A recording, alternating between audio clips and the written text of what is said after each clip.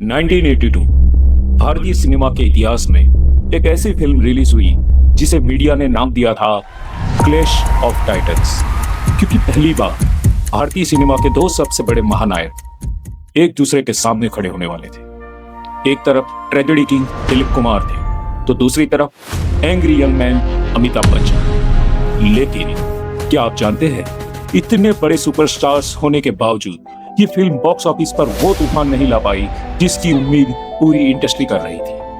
आखिर ऐसा क्यों हुआ? क्या सच में दिलीप कुमार और अमिताभ बच्चन पर भारी पड़ गए थे?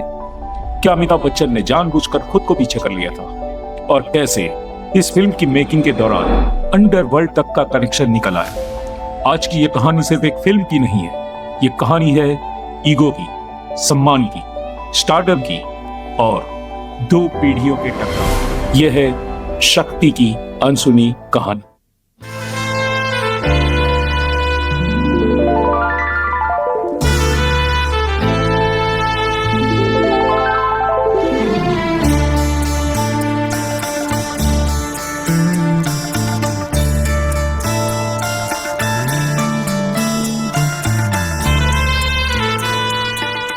उस दौर में अगर कोई एक नाम था जो थिएटर के बाहर लाइन लगवा सकता था तो वो थे अमिताभ बच्चन। डॉन का इंतजार तो 11 मुल्कों की पुलिस कर रही है, लेकिन सोनिया। और अगर कोई ऐसा अभिनेता था जिसे एक्टर्स का भी एक्टर कहा जाता था तो वो थे दिलीप कुमार। दर्शकों को लग रहा था ये फिल्म इतिहास बदल देगी, लेकिन शक्ति के पीछे की कहानी स्क्रीन पर दिखी कहानी से कहीं ज्यादा खतरनाक और भावुक थी।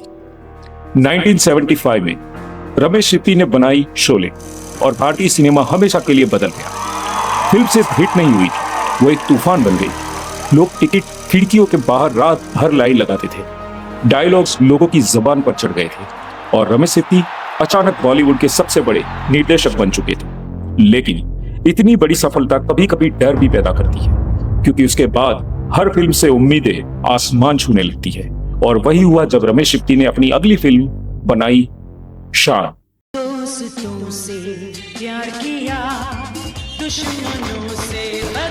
शान फ्लॉप नहीं थी, लेकिन लोग उससे शोले से तुलना करके देख रहे हैं। अगर कोई और डायरेक्टर ऐसी फिल्म बनाता तो शायद उसे ब्लॉकबस्टर कहा जाता, लेकिन रमेश सिप्पी के लिए सिर्फ हिट होना काफी नहीं था। उन्हें चाहिए थी एक ऐसी फिल्म जो भारतीय सिनेमा ने पहले कभी ना देखी हो। और तभी उनके दिमाग में आया एक पागलपन भरा आइडिया। क्या होगा अगर दिलीप कुमार और अमिताभ बच्चन एक ही फिल्म में आमने सामने आ जाए? तो जी सकता हूं तो अकेला मर भी सकता हूं। उस दौर में ये सिर्फ कास्टिंग नहीं थी, ये ऐसा था जैसे दो युग टकराने वाले। एक तरफ पुरानी पीढ़ी का अभिनय, दूसरी तरफ नए दौर का गुस्सा, और यही बनने वाला था शक्ति। लेकिन शक्ति की कहानी शुरू होती है जंजीर से। जी हाँ, वही जंजीर जिसने अमिताभ बच्चन को सुपरस्टार बना दिया था।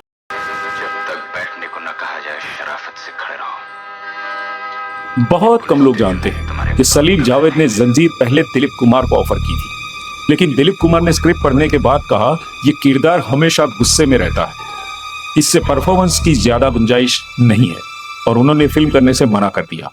उस वक्त शायद किसी ने नहीं सोचा था कि यही फिल्म एक लंबे दुबले पतले संघर्ष कर रहे अभिनेता की जिंदगी बदल देगी।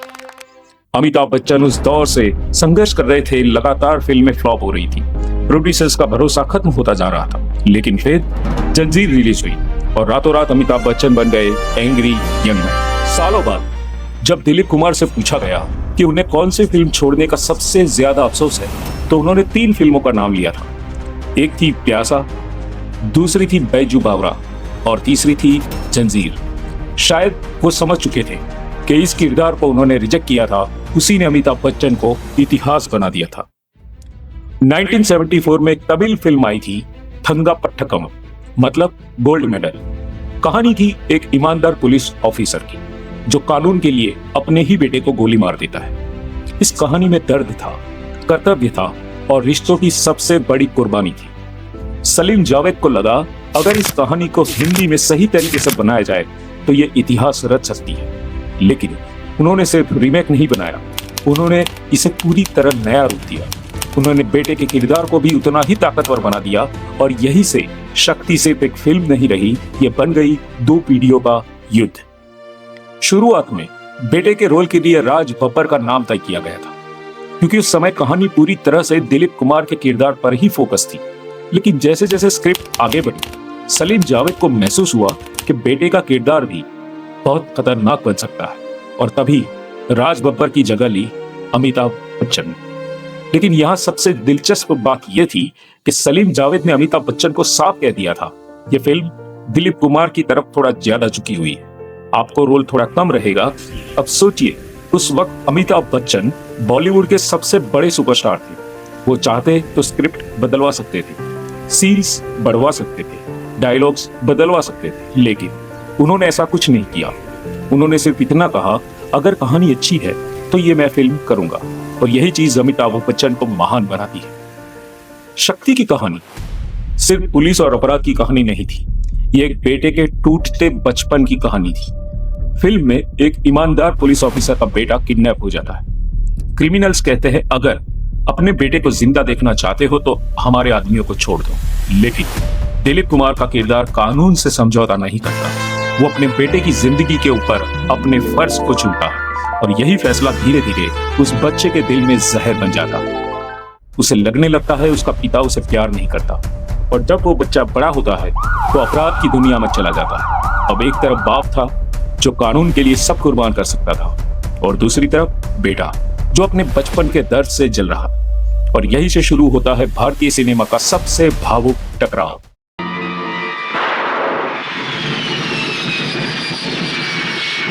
आज भी बहुत लोग कहते हैं शक्ति में दिलीप कुमार ने अमिताभ बच्चन को खा लिया था, लेकिन सच शायद कुछ और था। जावेद अख्तर का कहना था, अमिताभ बच्चन चाहते तो अपने स्टारडम से पूरी फिल्म पर हावी हो सकते थे, लेकिन उन्होंने अपने किरदार को जानबूझकर अंडर प्ले किया, क्योंकि वो समझते थे ये कहानी बाप और बेटे की है, और वहां बाप हमेशा बड़ा रहेगा। यही वजह थी कि अमिताभ बच्चन के कभी ये मांग नहीं की कि उनके डायलॉग ज्यादा हो, उनके सीन्स ज्यादा हो।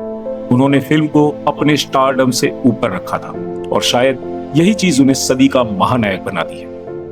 शक्ति का सबसे महान सीन वो था जहां राखी का किरदार मर जाता है। मैं आपसे गुजारिश करना चाहूंगा, अगर आपने शक्ति मूवी नहीं देखी है तो ठीक है, ये सीन YouTube पे अवेलेबल है एज अ वीडियो, आप ये सीन देखिएगा। इस सीन में हर एक किरदार ने जो एक्टिंग की है वो सच में काबिल दाद एक्टिंग है। उस सीन में 4 पेज के डायलॉग लिखे गए थे, लेकिन अमिताभ बच्चन ने कहा डायलॉग्स हटा दीजिए, और फिर सिर्फ आंखों से, सिर्फ खामोशी से सब कलाकारों ने वो कर दिखाया जो शब्द कभी नहीं कर सकते थे। एक तरफ बाप था जो अंदर से टूट चुका था, दूसरी तरफ बेटा जिसकी माँ मर गई है और वो हवालात में बंद है। उसे पुलिस अपनी माँ का चेहरा आखिरी बार देखने के लिए लाती है। वहीं पे खड़ी है उसकी लाचार वाइफ, और सारी नफरतों के बावजूद अपने पिता से वो प्यार करता था। और यही सीन आज भी भारतीय सिनेमा का सबसे महान दृश्यों में गिना जाता है। लेकिन शक्ति की कहानी यही खत्म नहीं होती। फिल्म रिलीज होने के पहले इसके प्रोड्यूसर मुशीर रियाज किडनैप कर लिए गए थे। उस दौर में मुंबई अंडरवर्ल्ड धीरे धीरे बॉलीवुड में घुस रहा, और पठान गैंग उस समय बहुत खतरनाक माना जाता था।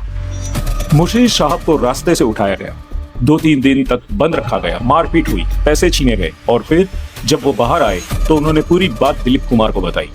दिलीप कुमार ने कहा पुलिस के पास जाइए, और फिर पुलिस की जांच में एक नहीं 2 बड़े केस सॉल्व हो गए, क्योंकि उसी जांच में अंडरवर्ल्ड से जुड़े दूसरे अपराध भी सामने आ गए थे।